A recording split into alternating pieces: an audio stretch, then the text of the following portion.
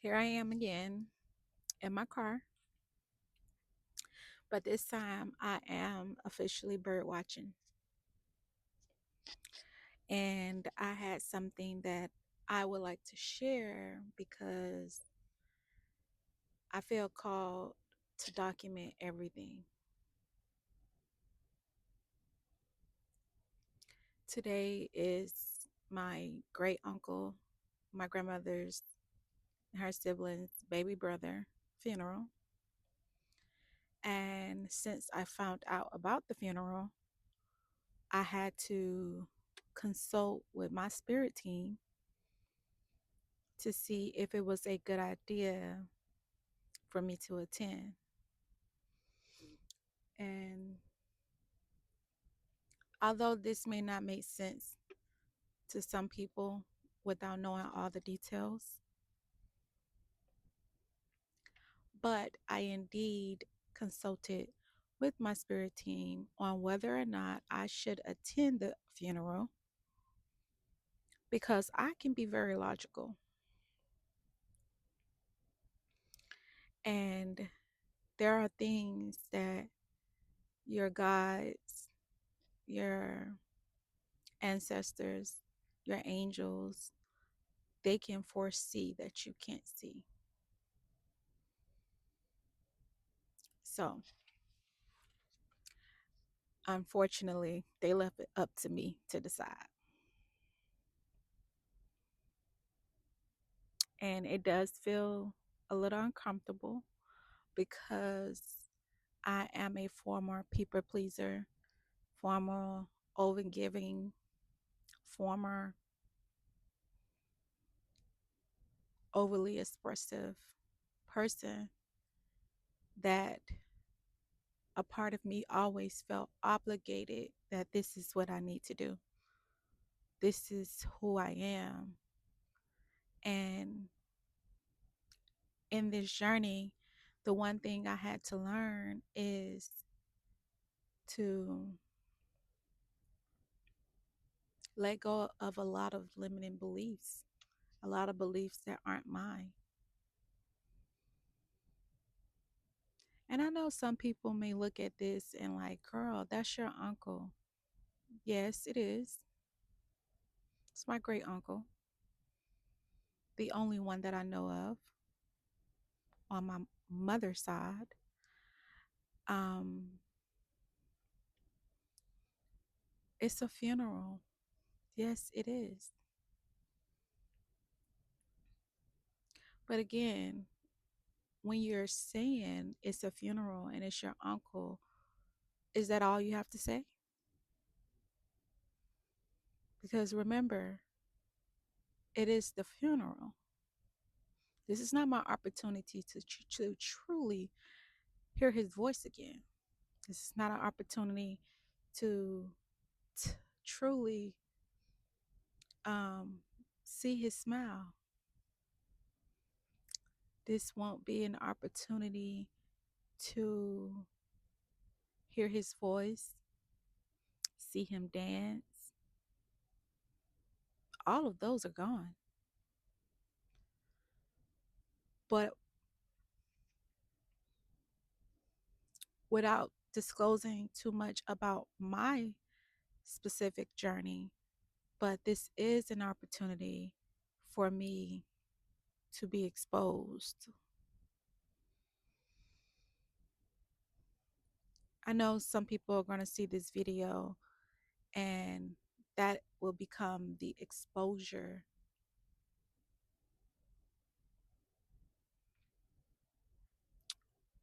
But what I realized in me showing up, it's going to give people right to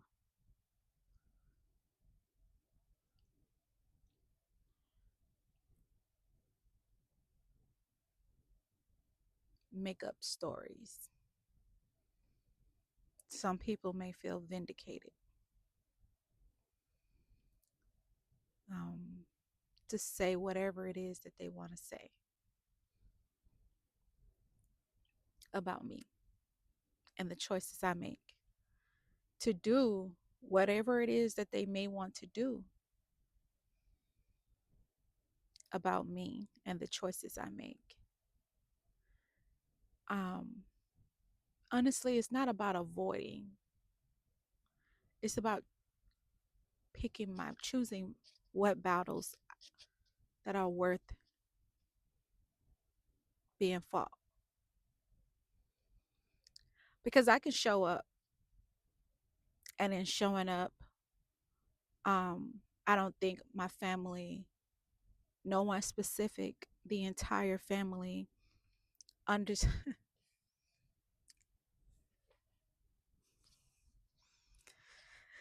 Whew, I don't think the entire family understands boundaries, respect boundaries, respect individuality, respect freedom of choice, free will to choose to do what it is that is best for you.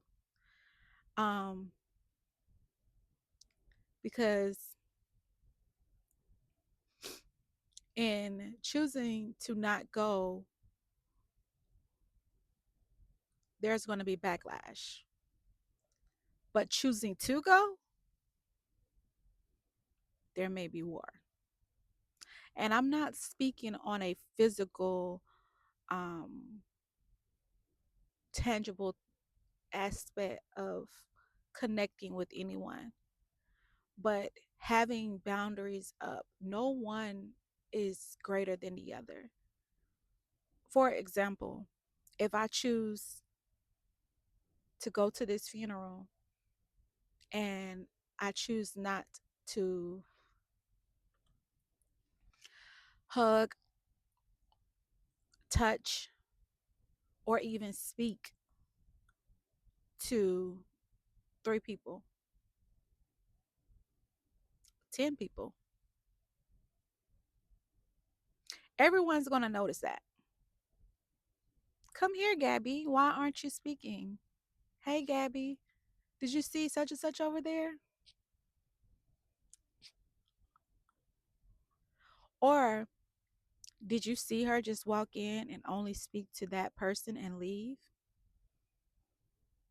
So to cut all that out, all those stories, all that nonsense chatter out, because I'm not giving anyone any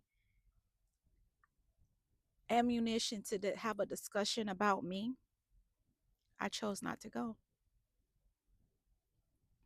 What I am going to do is I'm going to go in this house and find a picture of my beloved uncle, add him to my altar, add him to my prayer list,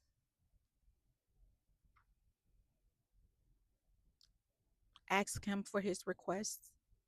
What would he like? That's what I'm going to do. I'm going to honor him. I'm going to honor him for for transitioning over.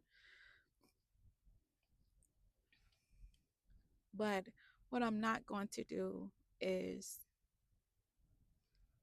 give anyone ammunition to hate me any more than they already do, to dislike me any more than they already do, to feel vindicated that I'm some evil entity because I have boundaries. Boundaries are very important. Boundaries can protect you. There's no way in showing up and not being consumed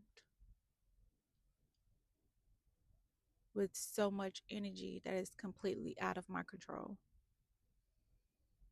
It's not about me. I don't want to make this about me.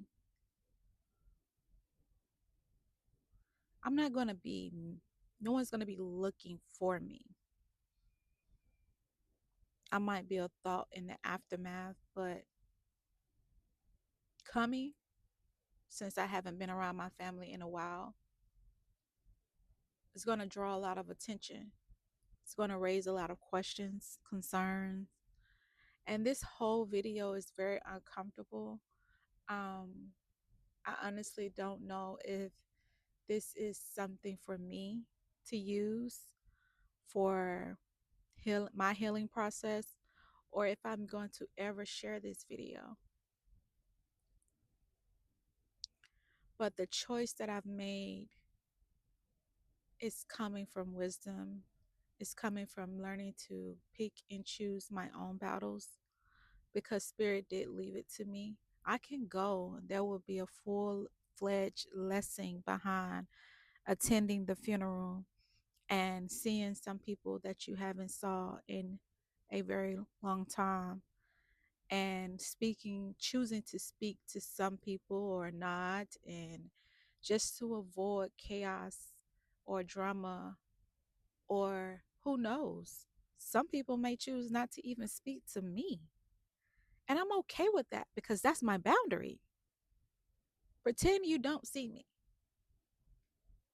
Do I believe some people are capable of that? Not really.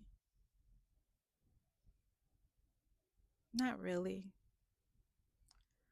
Because it took a long time for me to get here. It took a long time for me to take full accountability. It took a long time for me to put up boundaries and to just tell people to stop projecting, stop,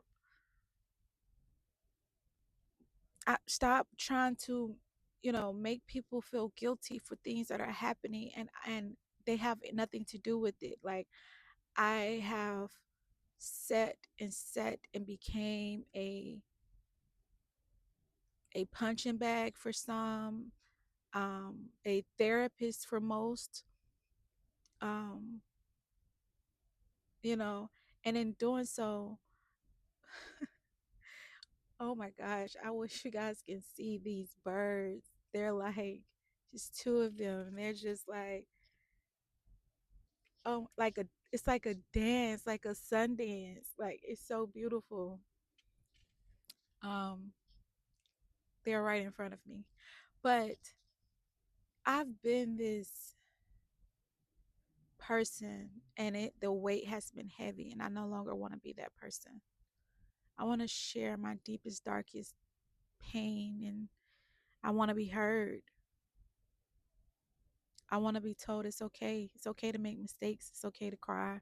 It's okay to, so no one's perfect. It's okay to sometimes have bad days. I don't want to always wake up and have to perform and have to be perfect. I don't want that for me. I don't want that for anyone.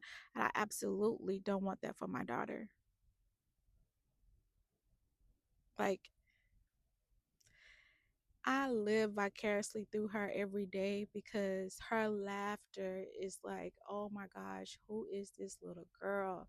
She laughs all day long, and I'm never going to take that away from her. Everything is funny. She has a smile all the time. She's so eager to go to school. Like, like, I'm like, hey, I asked her before today, if I do decide to go to the funeral, do you want to go with me? And she's like, that's a hard choice. And I'm like, why? And she's like, I don't really like um the feeling of having to, like, keep hugging people, and all the crying. And it's because she's experienced, two people very close to her, transitioning, which is my brother and my sister. And she have saw me weep, and she, like, from coming home from a family gathering, a funeral, or whatever, and cried with me in bed, and she saw me at my lowest, and that makes her fit, and she doesn't really want to be around that, because she thinks, just 11, so innocent, she thinks that it is her duty to make someone feel better. And I had a whole conversation with her about that.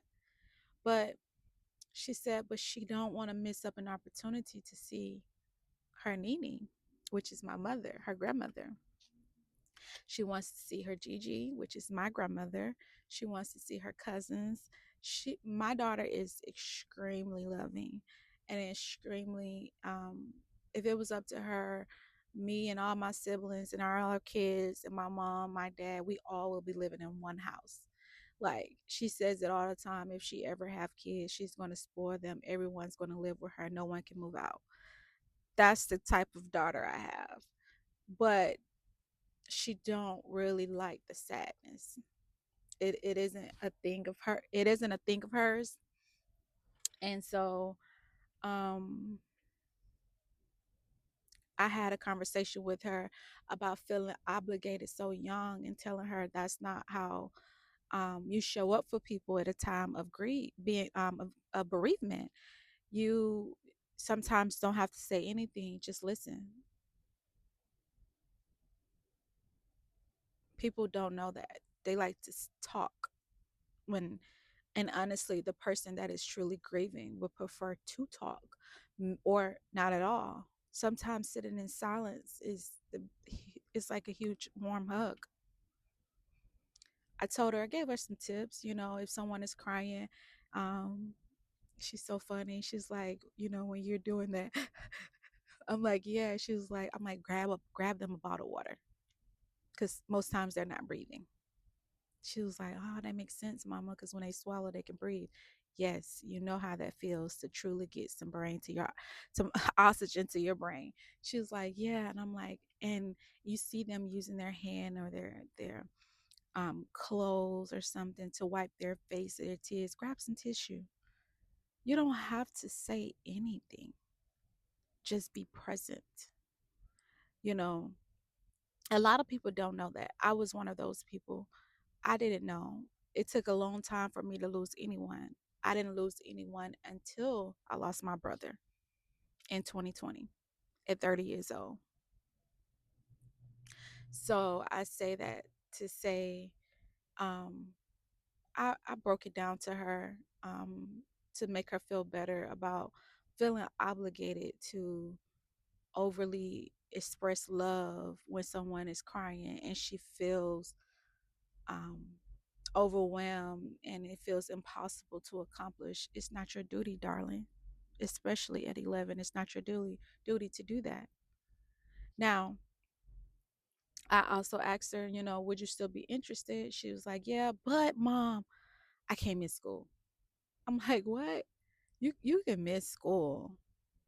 In fact, if you wake up tomorrow and you just don't feel like going, you don't have to go. You have all A's. You don't have to go to school. Mom, I have to go to school. Why? Because school is fun. I recently transferred my daughter from one KIP to the next, and she absolutely loves it. She never wants to not go to school. So that just sums up her personality and how much fun she's having right now at the age of 11, despite the challenges her mom is experiencing, that she has sometimes, to a certain degree, no true understanding about. I want her to stay innocent. I want her to stay pure. I need her to understand that it's not her duty to worry about the things that she thinks she should worry about. No, that's mama's job. Let me handle that. Stay as innocent and pure. Keep that laughter. Keep that joy in your heart. Keep that joy in your heart. You don't have to do anything but continue to be you and love life, because life is beautiful. So I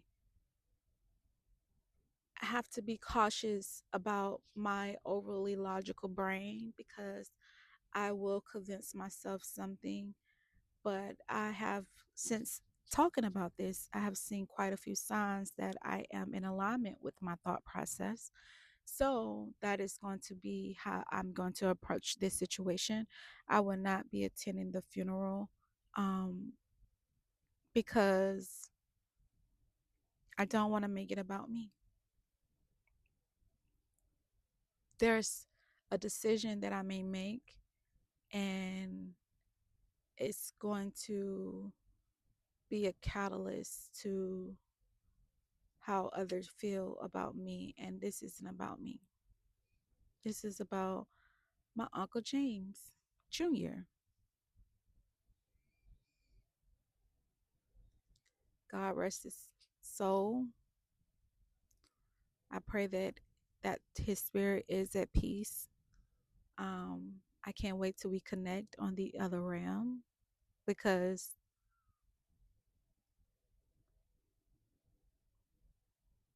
I look forward to it.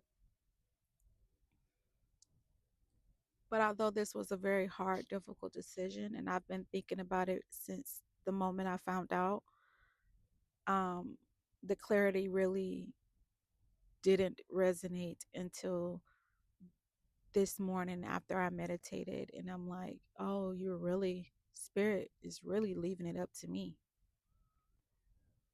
And sometimes we have to be willing to make the decisions that are necessary for ourselves. And sometimes it's a test to see how connected are you? Are you really listening? That is so beautiful.